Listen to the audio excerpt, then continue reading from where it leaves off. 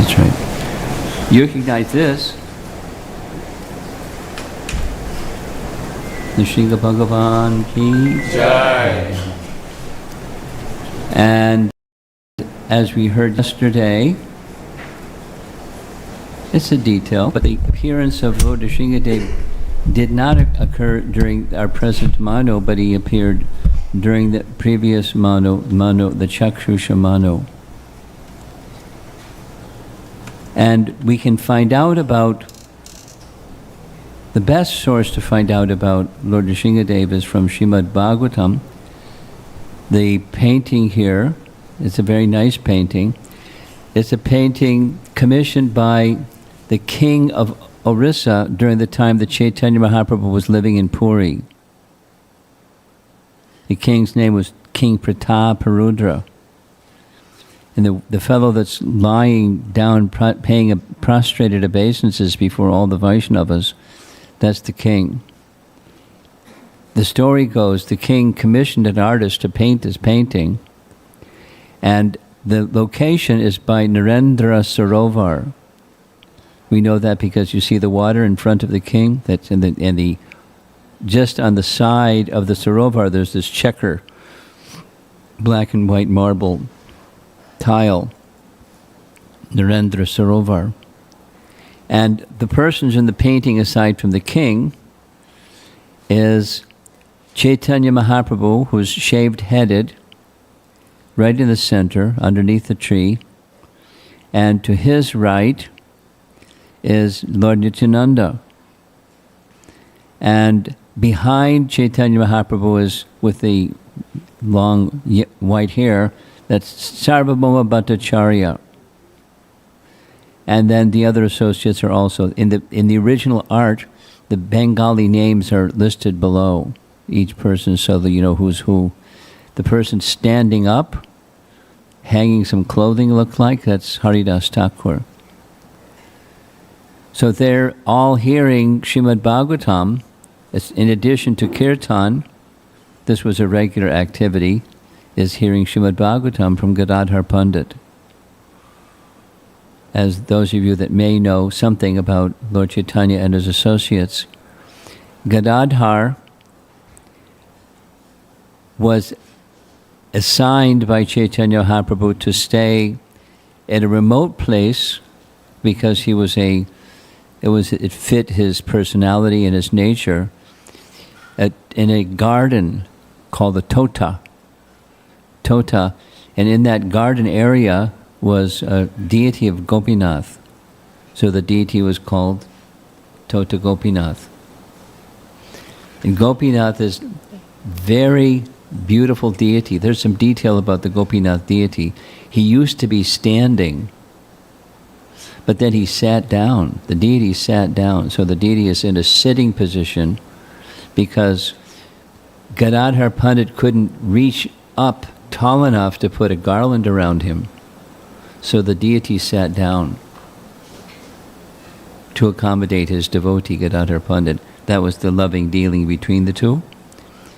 And it is said that Chaitanya Mahaprabhu's disappearance was one day he went to hear Srimad Bhagavatam from Gadadhar Pandit, and while he was listening to Srimad Bhagavatam, he stood up, entered into the right knee of the deity, and he disappeared from this world. And there's a little mark on the right knee of the deity. He's in a sitting position, and you can see the little mark, a golden spot where Chaitanya Mahaprabhu entered into his body.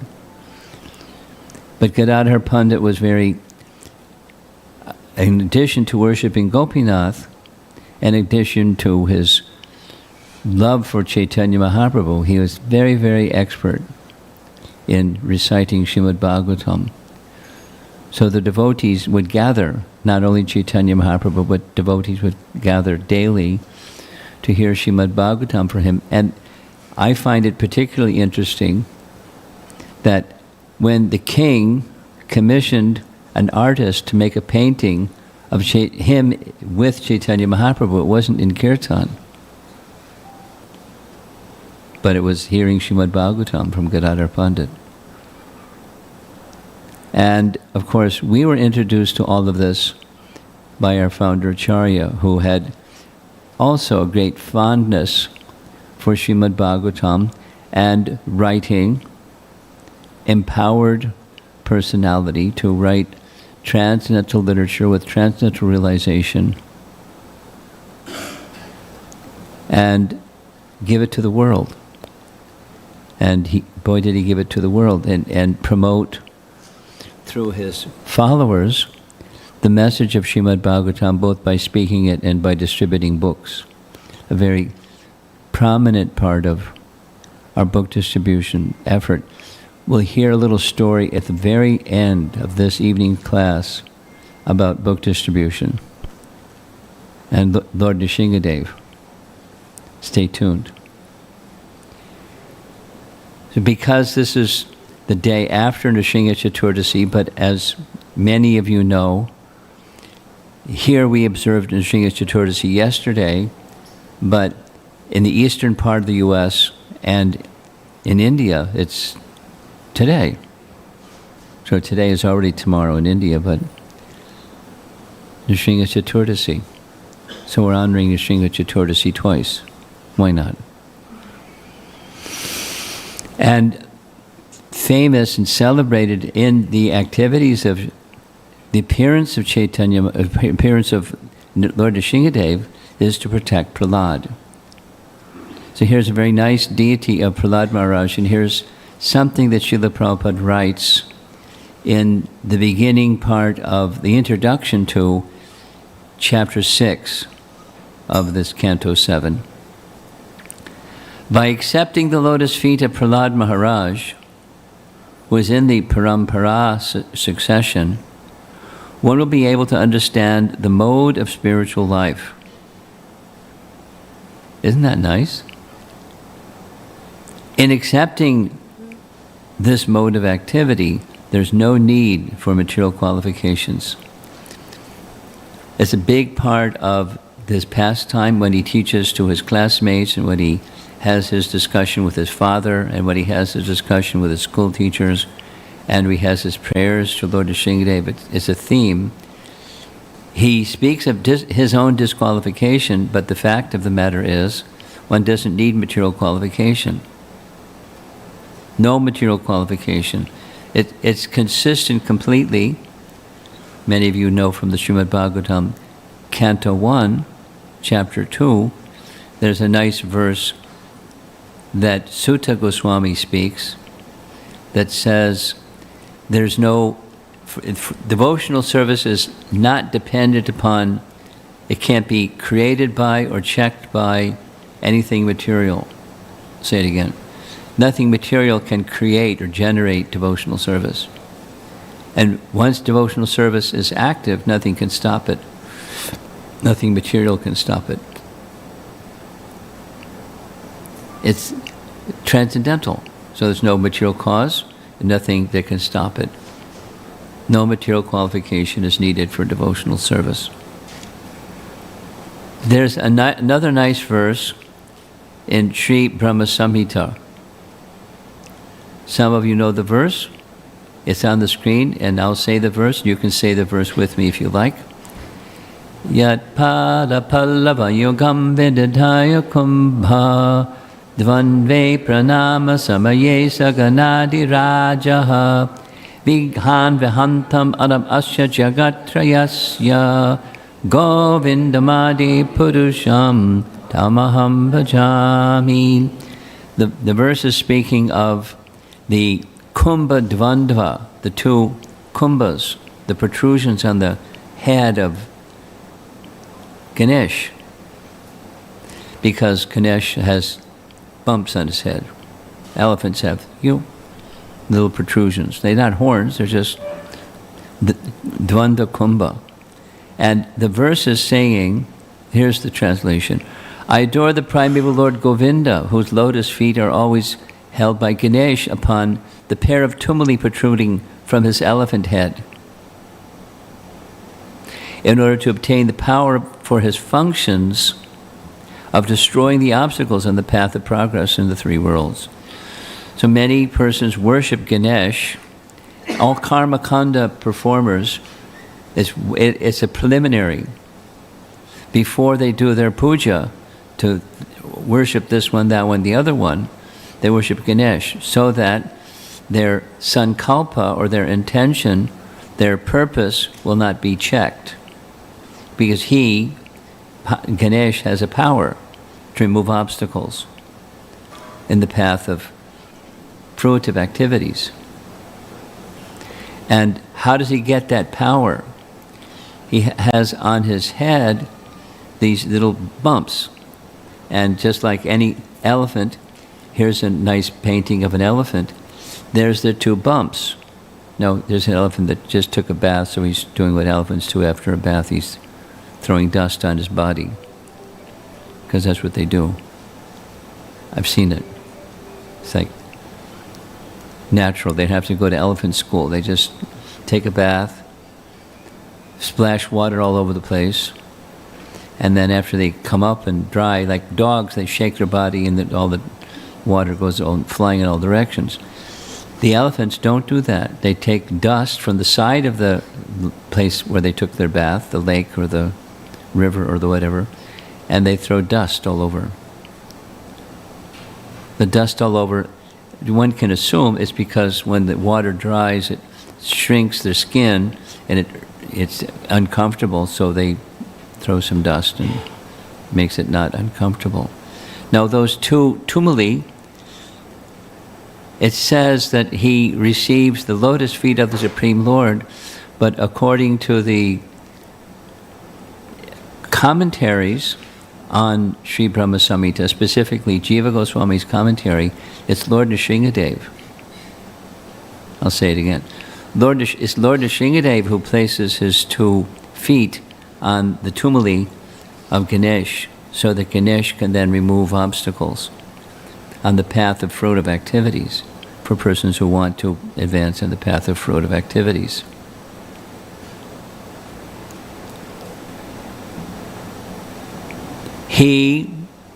Lord Nrsingadev, is called Bhakta Vinasha. Bhakti Vijnana. Ganesh removes obstacles on the path of fruitive activities, and Lord Nrsingadev removes obstacles on the path of bhakti. Take your pick. He grants the power to destroy all obstacles on the path of devotional service. So Hiranyakashipu was an obstacle. And so he removed the obstacle. So that Prahlada could advance further on the path of bhakti. And surely that's what happened. Some of you may know, many of you were here yesterday, right? I said today's class is not going to be anything from yesterday. It's all different topics. There's so many nice topics. So here's one. Whoops. One of the celebrated commentators on Srimad Bhagavatam that Chaitanya Mahaprabhu accepted as the Swami, the master, was Sridhar Swami. Some of you may know from Chaitanya Charitamrita, there was one scholar named Ballabhacharya, not the same Ballabhacharya from the Pushti Marg, but a different Ballabhabhata, different learned scholar. He had written a commentary on Srimad Bhagavatam, and he was really enthusiastic to have Lord Chaitanya hear his very eloquent composition. So he was, nagging and appealing, and he went so far as to say that his commentary surpassed the commentary of Sridhar Swami. And Lord Chaitanya didn't like that. He said, one who does not become a follower of the Swami is like a prostitute. The Swami in that sense being the master, or the Swami, the one who one serves. One doesn't serve the master and considers oneself superior to the master, he's like a prostitute. The man understood that, don't be proud. That was the message. So he, Sridhar Swami, turns out, he was an ardent Nrsimha Bhakta. And so he wrote commentary on Srimad Bhagavatam from that position. And a pure Vaishnava, not a Krishna Bhakta, but Nrsimha Bhakta. And Lord and Chaitanya Mahaprabhu accepted him because his bhakti was pure, as was Prahlad's.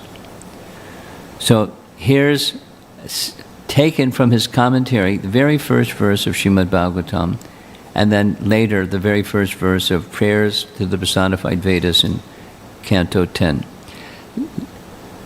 Let me offer my obeisances unto Lord Nrsimhadev, who is always enlightening Prahlad Maharaj within his heart, and who always kills the nescience that attacks the devotees.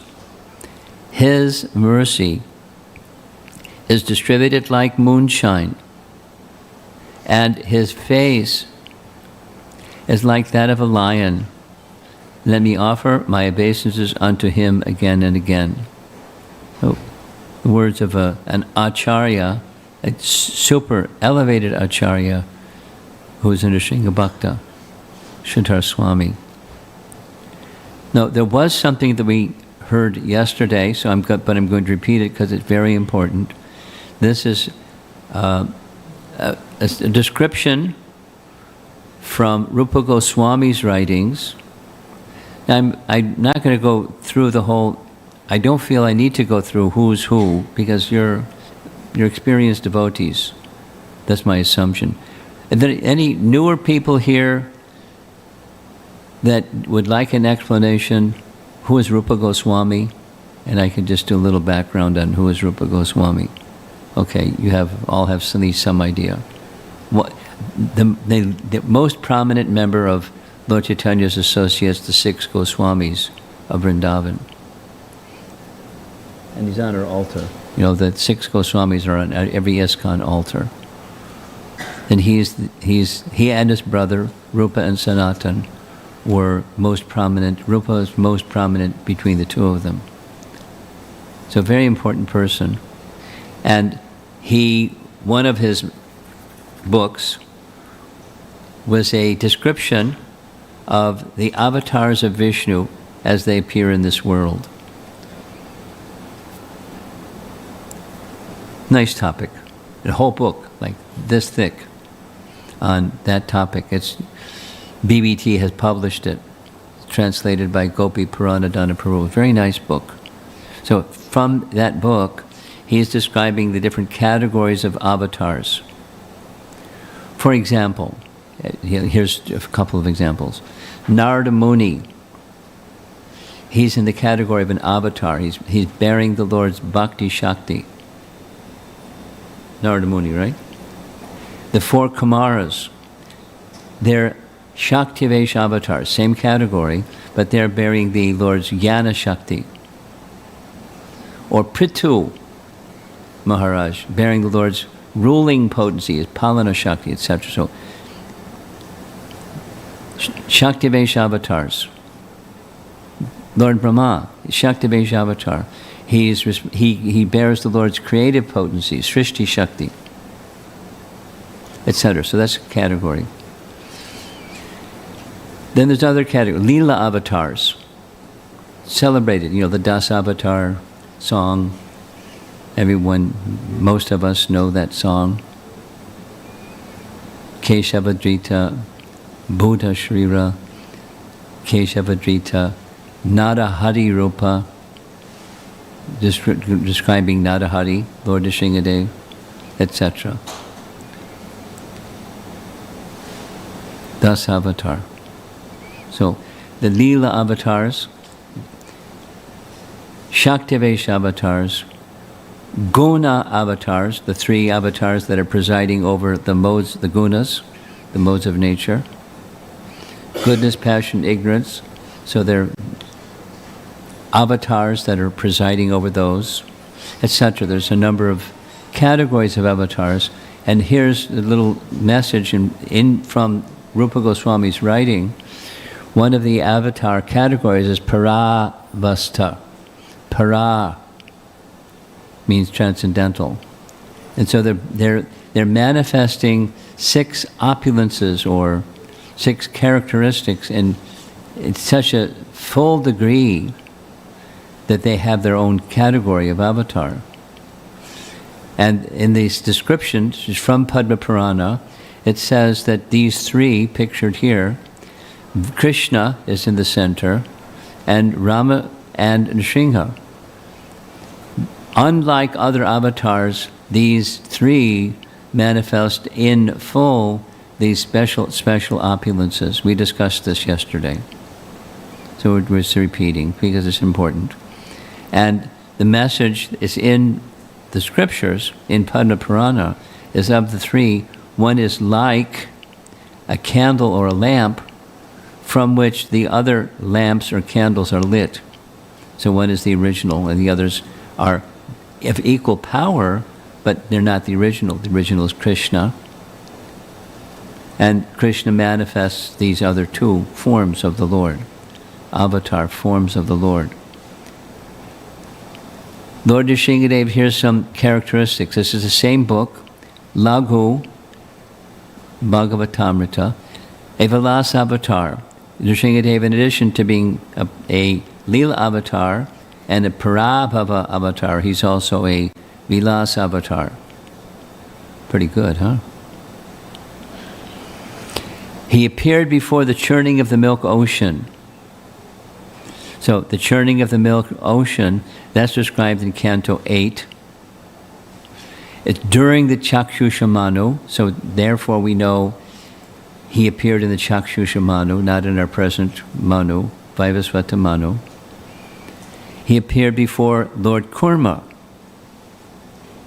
He displays abundance of power. That's one of the 6 opulences, or a Paravasta avatar. He gives joy to Prahlada, destroys ignorance of the devotee, we already mentioned. He destroys obstacles in bhakti. Effulgent like the autumn moon, that was already mentioned by Siddhar Swami. Effulgent like the autumn moon. Possessed the head of a lion, in whose mouth resides all eloquence, because he's an incarnation, so he speaks truth eloquently. In whose chest, not on whose chest, but in whose chest resides Lakshmi. Here's a nice expression. Listen carefully. When we see pictures of Mahavishnu, do we ever see Lakshmi at the lotus feet of Mahavishnu? The answer is no. She's within, or she's in the chest. Rama Devi is not, she's in the same category as Lakshmi, but she's within.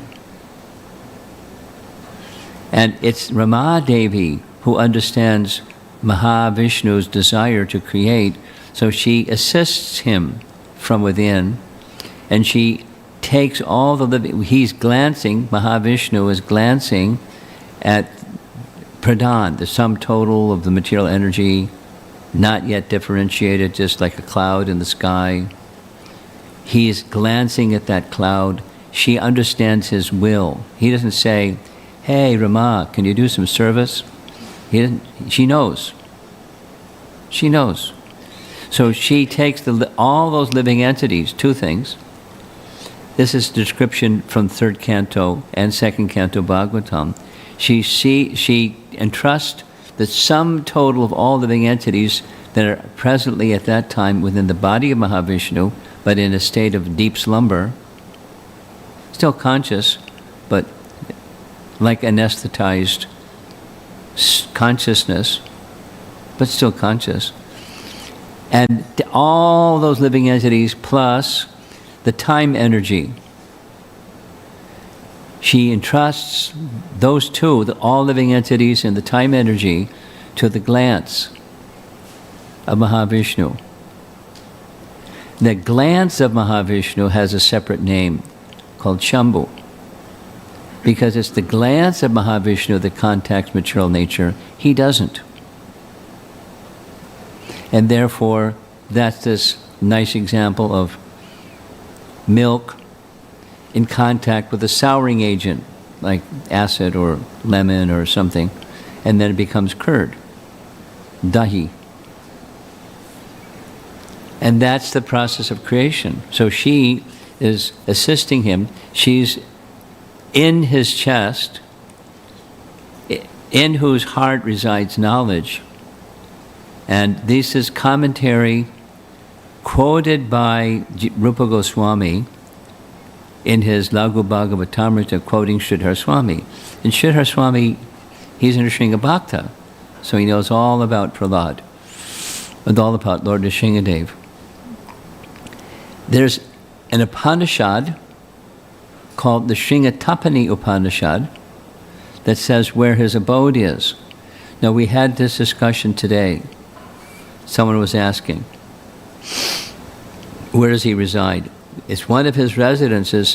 He has his own planet in Vishnu Loka, maybe Nishriga Loka, has a nice name. But he also resides in Jana Loka.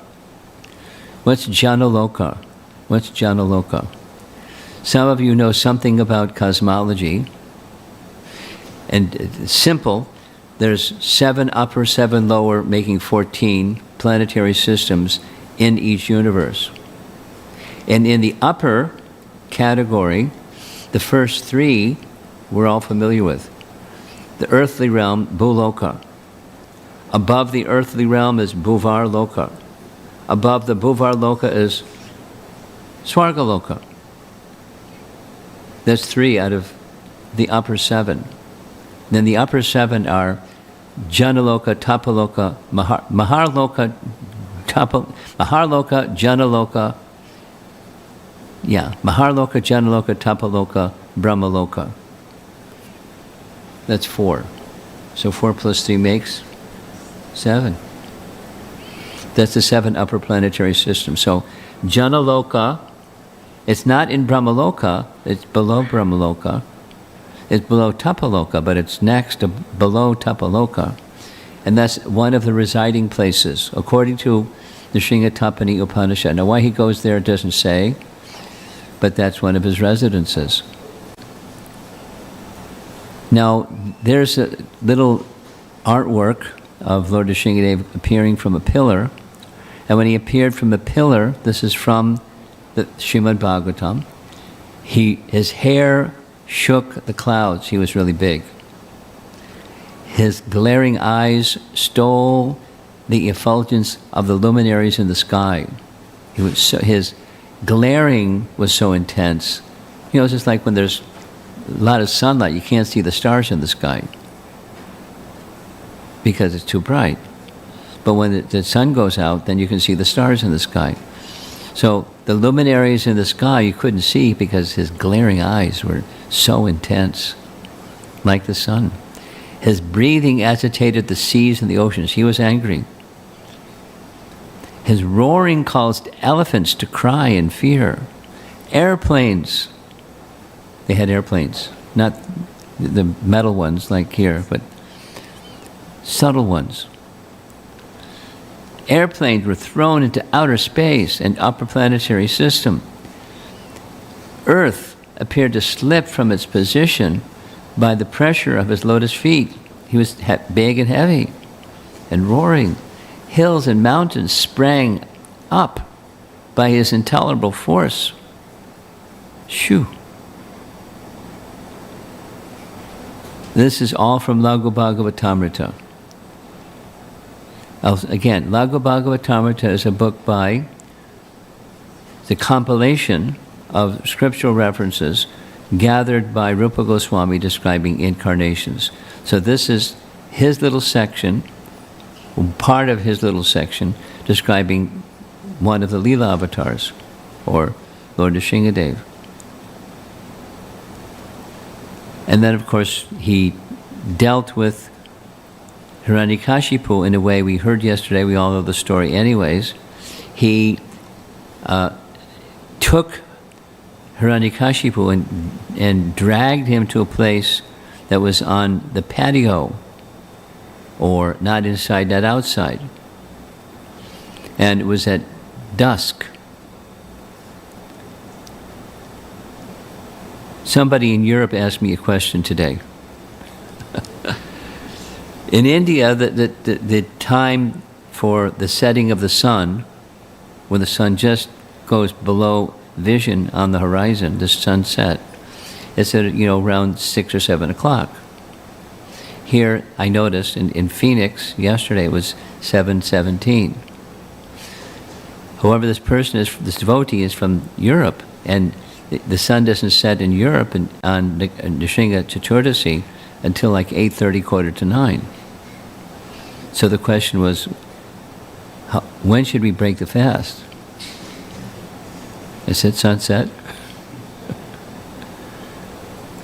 Don't worry about it, sunset. Because that's when he appears. And all the other things that were promised by Lord Brahma, he upheld. Though ferocious, he is as cool as the moon for his devotees. That is, Prahlada offered prayers. The beginning of the prayers, chapter 9, canto 7, the beginning of his prayers, he says, I'm not afraid of this roaring. I'm not afraid of your blood-soaked mane. I'm not afraid of your pinching teeth and your sharp nails. I'm not afraid of the wedge-like ears as you're ready to pounce on Hiranyakashipu. I'm not afraid of those things because those things are meant for the non-devotee. And for the devotee, you're very soothing and cooling and very calm. So I'm not afraid of those fierce things. Here's a reference. We did see this yesterday from Hari Bhakti Sudodaya. The Lord, who is friendly, not only to his devotees, then sat down on the ground and put Prahlada on his lap, gently rocking back and forth. He patted Prahlada with his lotus hand and embraced him repeatedly, as a mother embraces her child. Pretty nice.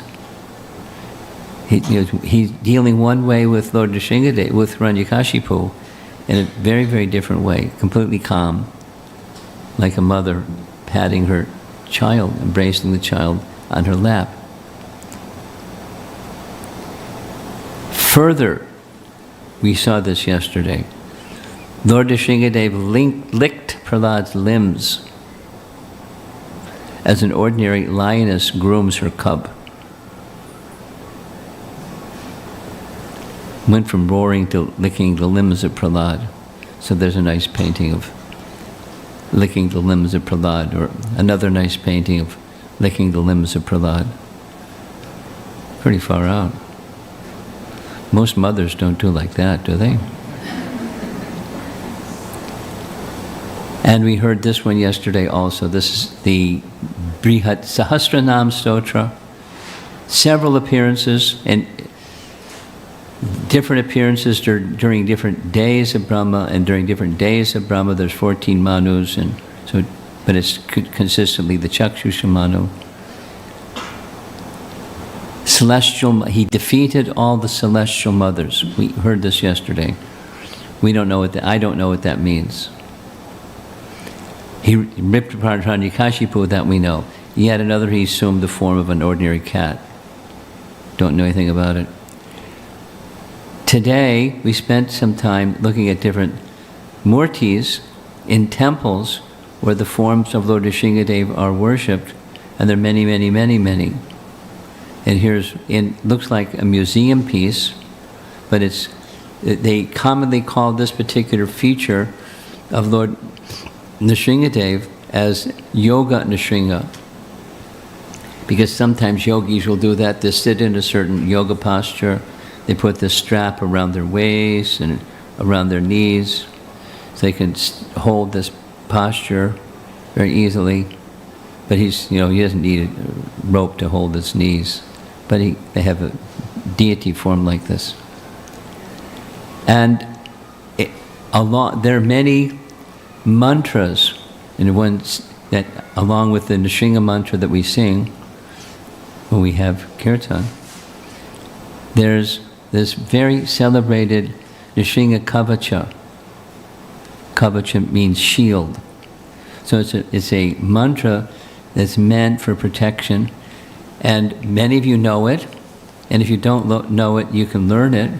Now, I asked somebody to make, to do a cut and paste, and so you see that little mark down there, there's a recording embedded in this slide, and it's going to sing the verse, recite the verse 5 times. So when you hear the voices singing the verse 5 times, then you can sing along 5 times. You can keep going, but we just have 5.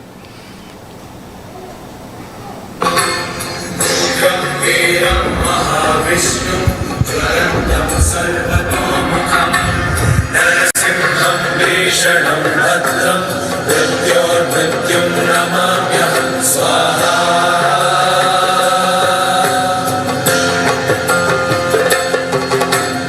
उग्रं वीरं महाविष्णुं ज्वलन्तं सर्वतोमुखं नरसिंहं भीषणं भद्रं मृत्योर्मृत्युं नमाम्यहं स्वाहा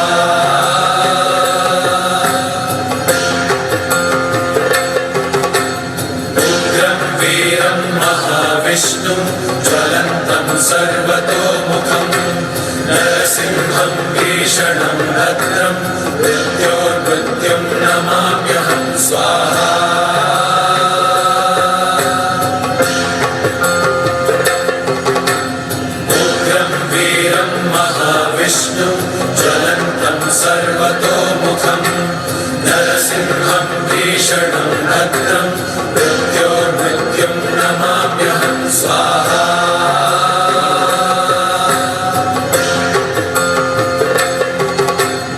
उग्रं वीरं महाविष्णुं ज्वलन्तं सर्वतोमुखं नरसिंहं भीषणं भद्रं मृत्योर्मृत्युं नमाम्यहं स्वाहा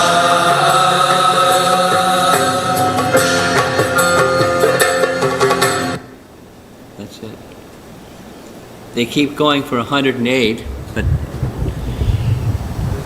I gave you a little sample.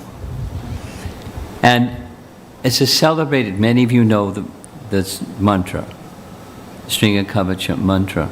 There are many translations, here's one. May my head be protected by the moon-colored one,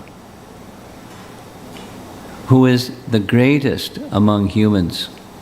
My obeisances unto the ferocious and powerful, the great Vishnu, the fiery one, Jwalantam, Vishvatomukam, whose faces are on all sides, the fearful one, Nrsimha, who causes the death, even of death personified,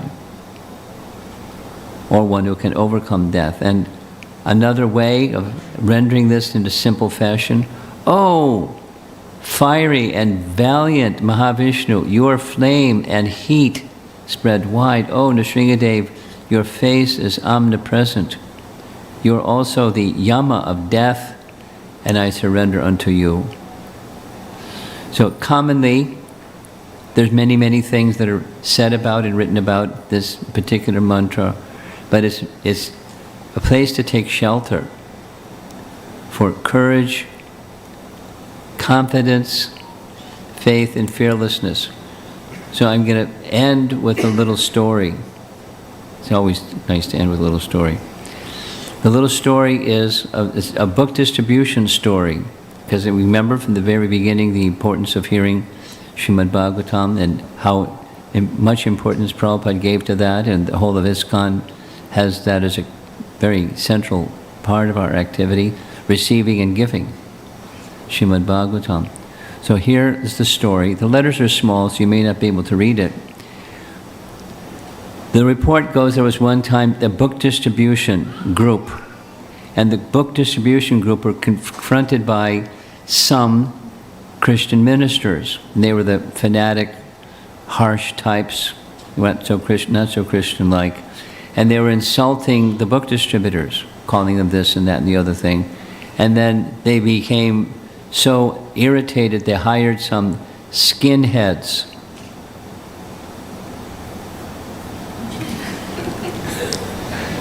Skinheads is a name for a group of like gangster kids. They shave their head and they carry weapons in their hand. And they hired them to go attack the devotees. So the kids got some payment, dressed in black shirts with swastikas. The skinheads came in front of the devotees brandishing stakes, clubs, and chains. Not knowing what to do, the book distributors froze. And one devotee that knew what was going on, he stepped in front of them and started insulting the skinheads. Fascists, thugs, and other names. The skinheads turned their attention completely to this one person who was speaking this way, and they left the book distributors, and the particular devotee that spoke this way, he happened to be a fast runner. So he started running. It was a plan. The skinheads came at him in a rage, but he was a fast runner. So he ran and ran and ran until he found himself in a blind alley. You went, no end to that alley. So the skinheads thought they had him. They got their weapons up, and the devotee sat down in a lotus position at the end of the alley and started chanting very loudly this Ugra Shringa Mahavishnu prayer. And twice, after completing the prayers twice, he opened his eyes, and the skinheads were gone. And he didn't know what happened. He understood somehow Lord Nrsingadev saved him. There's more to the story. You see there's more space in the page. So 2 years later, one of those skinhead members came to the temple, and they saw the devotees, the book distributors, and this one fellow that was sitting in this lotus position praying to Lord Nrsingadev. And the skinhead still had a skinhead. He asked the devotees, "Do any of you remember the skinheads who threatened you?" And they said, "Yes, we remember." And then he said, the skinhead said, "One of you enraged us so much, we went after him. Then we trapped him in a blind alley, but when we ran up to tear him apart, a huge shaggy monster with fangs and long nails suddenly appeared in front of us. We all fled in fear." I had a change of heart after that. And I left the skinheads, and now I'm looking for what I want to do with my life. This is a modern story. It's not, storybook. It's not. But Lord Nrsingadev is ready, willing, and able. And, it depends on where we take shelter. Now, it's a pretty unique situation. I wouldn't recommend trying it out. But Lord Nrsingadev will protect. And so that's our little presentation for our Sunday program on the day after Nrsinga Chaturdasi. Hearing a little bit about some details of Lord Nrsingadev's appearance and his transcendental power, and the name and the mantras that are calling to him, just like our Hare Krishna Mahamantra. There's some devotees that make that sound vibration instead of the Nrsingadev's name. And the Hare Krishna mantra is powerful, equally powerful. So if you like this one, that's fine. You like that one, that's fine. Take shelter of the personality of Godhead. That's the message of Prahlada.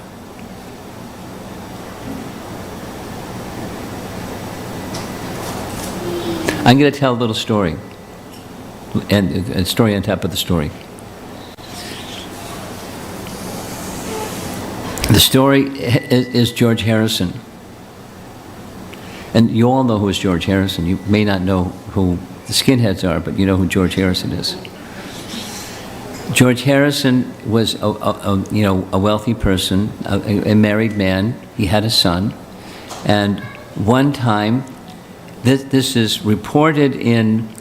He was testified. The following is testimony in court, because one evening a burglar broke into his house, and George Harrison was upstairs in the bedroom, and he heard the burglar making noise downstairs. So he went to the railing upstairs, looked over the railing, and saw the burglar. So what did he do? He wanted to protect his wife. So he took shelter of Krishna. He put his hands like this, and at the top of his lungs, he started shouting the Hare Krishna mantra, and then went running down the stairs. And when the burglar thought he was a madman, he just ran from the house, dropped all the stuff he was trying to steal, and they caught the guy later. And so he had to appear in court to testify against the burglar. So what was your story? And he told the story that I told you. So when there's danger and difficulty, one thing we cannot count on is our own strength. We can do something, but you can count on the strength of the ultimately strong person, the supreme person. And this Paravasta category, one of the 6 characteristics of such an avatar is strength, virya. So take shelter of the personality of Godhead, and you'll have strength more than your own strength. Guaranteed. Guaranteed. So that's the end of our discussion. Look, it's 1 hour later.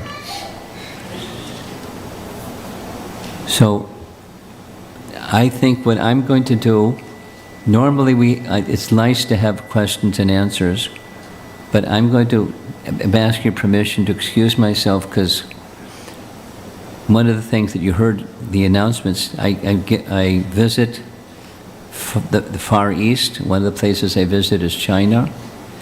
And I haven't been to China in a while, but every Monday there's a little Zoom class.